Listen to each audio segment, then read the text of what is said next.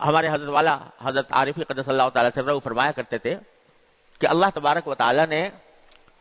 انسان کو جب بھیجا دنیا میں تو اس کے ساتھ دو ایسی چیزیں لگا دیں جو اس کو گناہ پر آمادہ کرنے والی ہیں، ایک شیطان اور ایک خود انسان کا نفس۔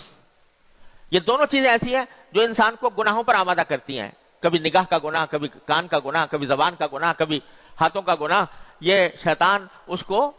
اور نفس انسان کو گناہوں پر آمادہ کرتا رہتا ہے۔ وہ ایک زہر ہے یہ انسان کے لیے، جو شیطان بھی زہر اور انسان نفس کی خواہشات بھی زہر، جو اس کو ہلاکت کی طرف، تباہی کی طرف، اللہ تعالیٰ کی ناراضی کی طرف لے جانے والی ہیں۔ لیکن اللہ جل جلالہ کی رحمت سے اور اس کی حکمت سے یہ بات بعید تھی کہ زہر تو پیدا فرمائے اور تریاق پیدا نہ فرمائے۔ اللہ تعالیٰ جب جو زہر پیدا فرماتے ہیں تریاق بھی اس کے ساتھ میں تریاق بھی عطا فرماتے ہیں، یعنی اس زہر کا علاج بھی ساتھ ساتھ دیتے ہیں۔ جتنے امراض پیدا کیے اللہ تعالیٰ نے اس کے لیے دوائیں بھی دی، زہر پیدا کیا اس کا تریاق بھی دیا کہ زہر اگر کسی کو چھو جائے تو وہ کیا کرے۔ اور مجھے ایک مرتبہ یہ واقعہ پیش آیا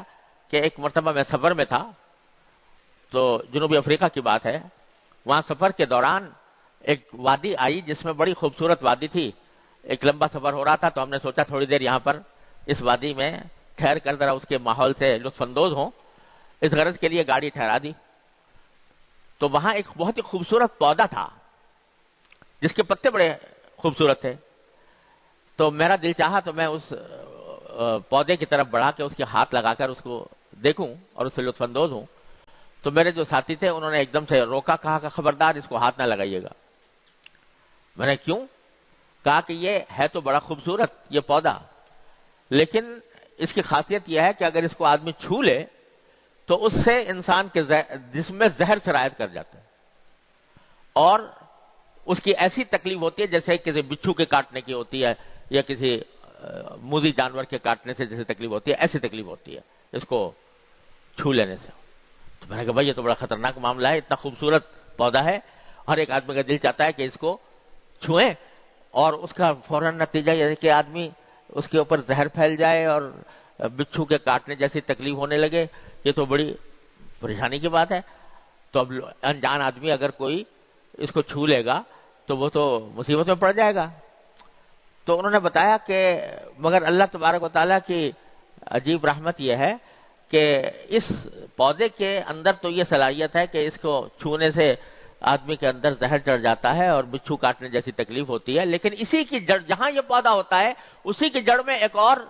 پودا ہوتا ہے، اس کو ہاتھ لگا لے وہ زہر ختم ہو جاتا ہے۔ تو جہاں زہر چڑھا ابر اس کو ہاتھ لگا لیا تو وہ زہر ختم ہو گیا اور اس کی تکلیف جاتی رہی۔ اللہ تبارک و تعالیٰ نے یہ پیدا فرمایا۔ تو مجھے خیال آیا، میں نے کہا دیکھو یہ جو پودا ہے یہ در حقیقت گناہوں کی ایک عملی تصویر ہے کہ گناہ دیکھنے میں بڑے خوشنما نظر آتے ہیں، اس میں لذت محسوس ہوتی ہے، اس کی طرف دل کھنچتا ہے، نفس انسان کو آمادہ کرتا ہے کہ اس کو وہ گناہ کا ارتکاب کرے، لیکن وہ ہے خطرناک اتنے کہ ذرا سا چھو لو تو اس میں اسے زہر پھیل جائے گا۔ اب ایک منظر سامنے ہے آنکھوں کے، کوئی نامحرم سامنے ہے، حسن و جمال کا ایک مرکز ہے، اس کی طرف دل کھنچتا ہے، کشش پیدا ہوتی ہے، دل چاہتا ہے کہ آدمی اس کو دیکھتا رہے، لیکن ہے وہ زہر، ایسا ہی زہر ہے جیسے وہ پودے کا زہر تھا۔ زہر اس کو آدمی دیکھے گا،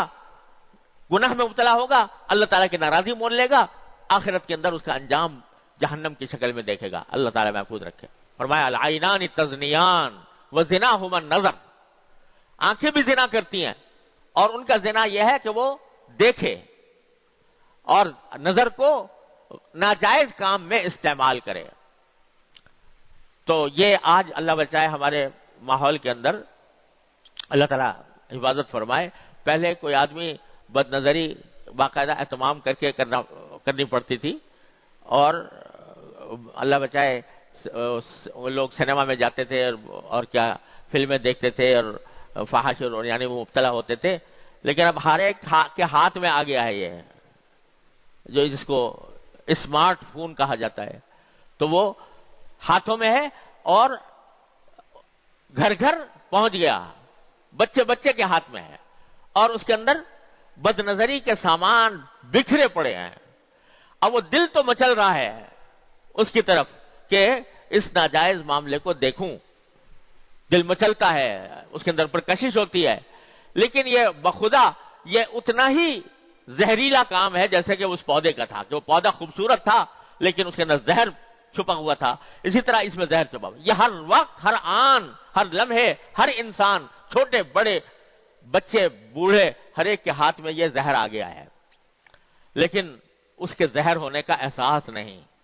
جیسے کہ مجھے اس پودے کی کہ زہر ہونے کا احساس نہیں تھا، اسی طرح ہمارے یہ احساس ختم ہو رہا ہے، اس کی وجہ سے مبتلا ہو رہے ہیں، اس زہر میں مبتلا ہو رہے ہیں. تو شیطان اور نفس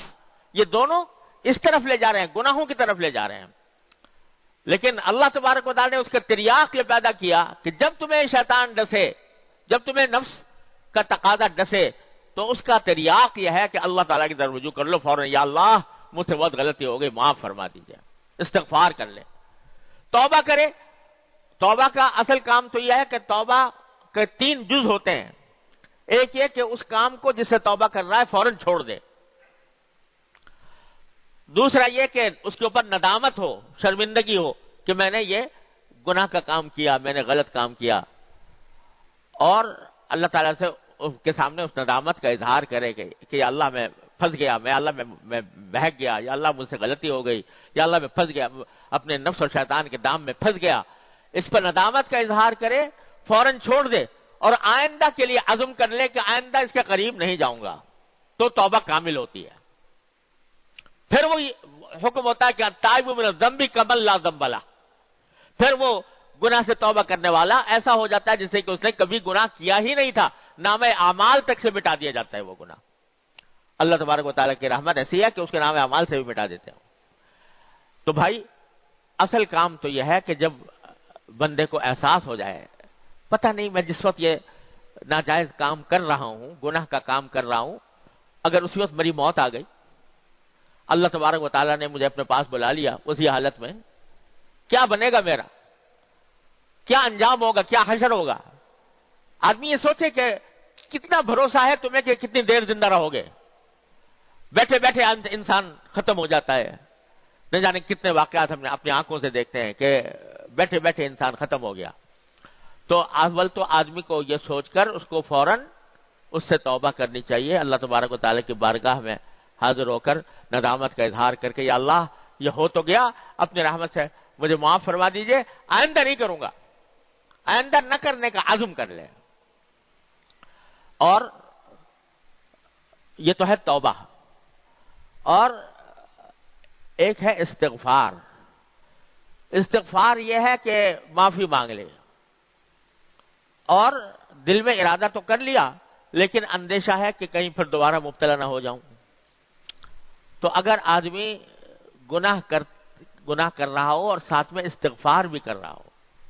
اللہ تعالیٰ سے مانگ رہا ہو، کوئی گناہ ایسا ہے جو ابھی تک چھوڑنے پر قادر نہیں ہوا، حالات کچھ ایسے ہیں کہ ان کو چھوڑنے پر قادر نہیں ہوا،